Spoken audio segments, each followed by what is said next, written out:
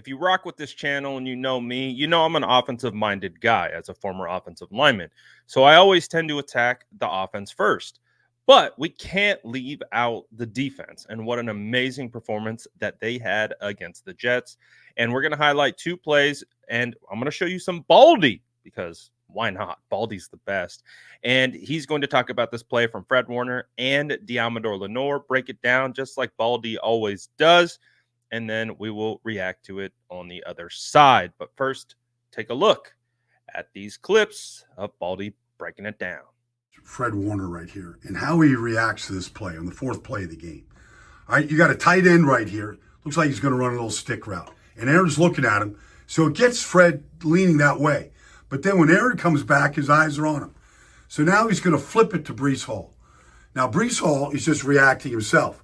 But watch what hand the ball is in. The ball should be in Breece's hand's left hand. But he puts it in his right hand. And Fred sees it.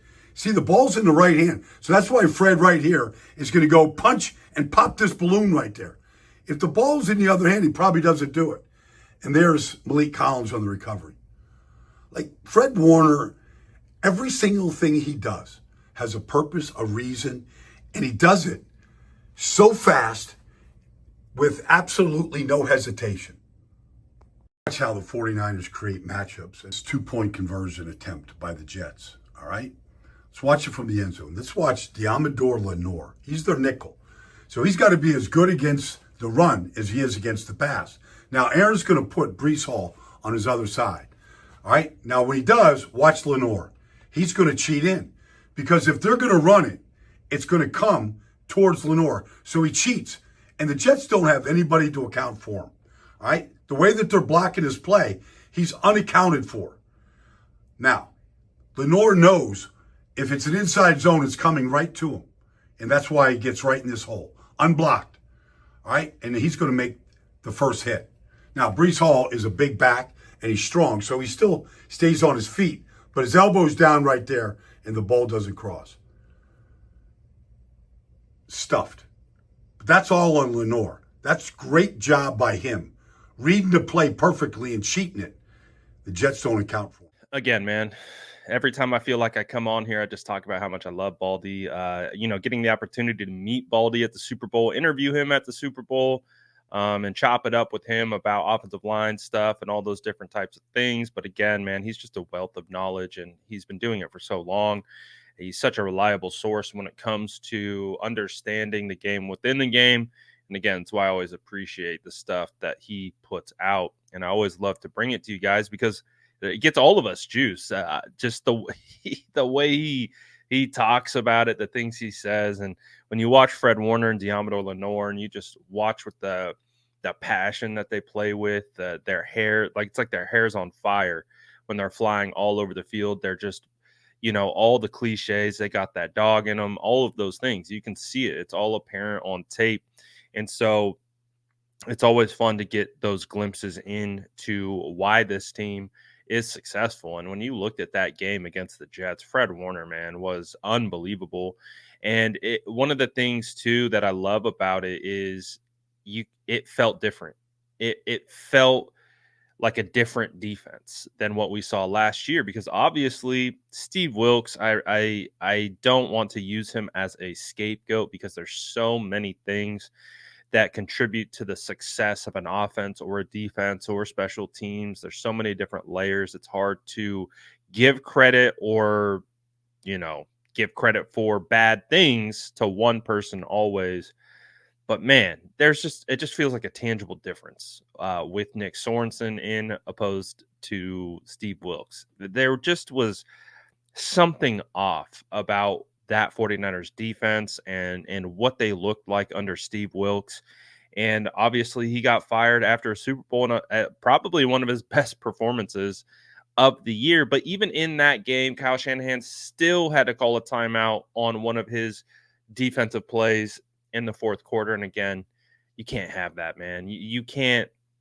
You have to be able to trust your defensive coordinator and Sorensen in his debut. I mean, you talk about being able to neutralize Aaron Rodgers. Garrett Wilson had some nice plays, but for the most part, they just were able to really stop them in a lot of different ways. So I'm just really excited about what this defense can and will look like heading into this season. Because again, man, when we were breaking it down on tape, it was like this defense looks unrecognizable.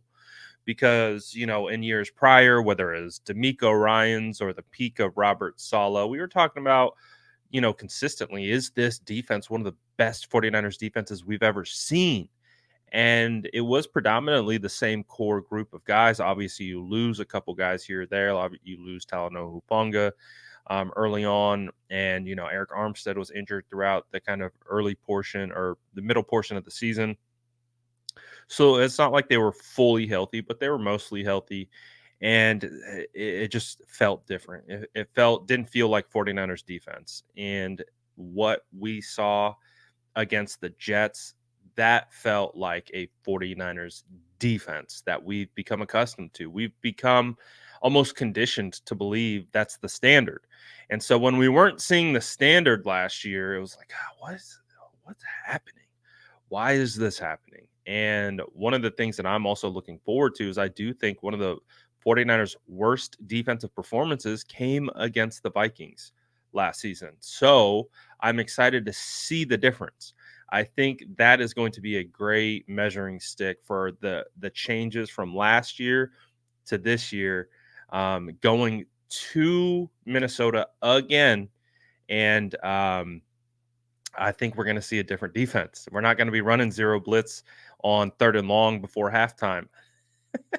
and giving the team that opportunity to score in those moments. I think you're going to see better scheme, better play calling, better energy from that entire group. And so I'm really excited to see that comparison, really excited to see that development and see the growth of this defense under a new guy in charge and Nick Sorensen. So loved what we saw from Baldy on Deommodore and Fred Warner. Excited to see what we are going to get from this defensive performance against the Minnesota Vikings. Let me know what you guys thought about these clips. Let me know your thoughts about the defensive coordinator situation.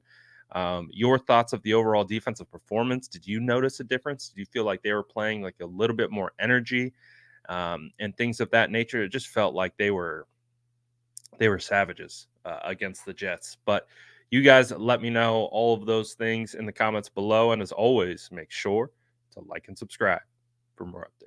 I need God. I need God. Hey, laser focus. Laser focus. 4 quarters. 4 quarters. Execution. Execution. Y'all know we're in the business of whooping my They got to feel that.